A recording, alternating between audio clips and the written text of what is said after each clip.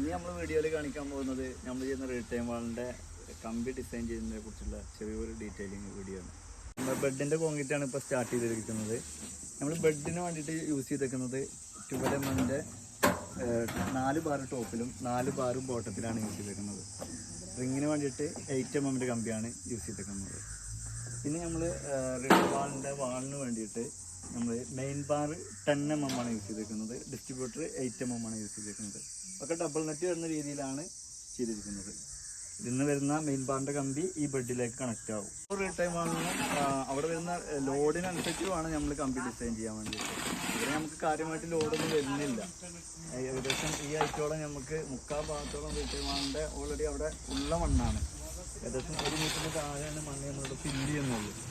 അപ്പോൾ ഓരോ റീടൈം വാളിനും അവിടെ വരുന്ന വാളിലേക്ക് വരുന്ന ലോഡിനനുസരിച്ച് വേണം കമ്പി ഡിസൈൻ ചെയ്യാൻ വേണ്ടി. റിട്ടേൺ വാൾ വരുന്ന ഈ ഭാഗത്തായിട്ട് ചെറിയൊരു പാറ നിൽക്കുന്നുണ്ട്. അപ്പോൾ നമ്മളവിടെ ചെയ്തത് എന്താണെന്ന് വെച്ചാൽ പാറ ഡ്രില്ല് ചെയ്ത് കൊടുത്തിട്ട് ഫോസ്റോക്കിൻ്റെ ലോക്ക് ഫിക്സ് കെമിക്കൽ യൂസ് ചെയ്തിട്ട് ആണ് നമ്മൾ ആ കമ്പി അതിൽ ജോയിൻ ചെയ്തേക്കുന്നത്.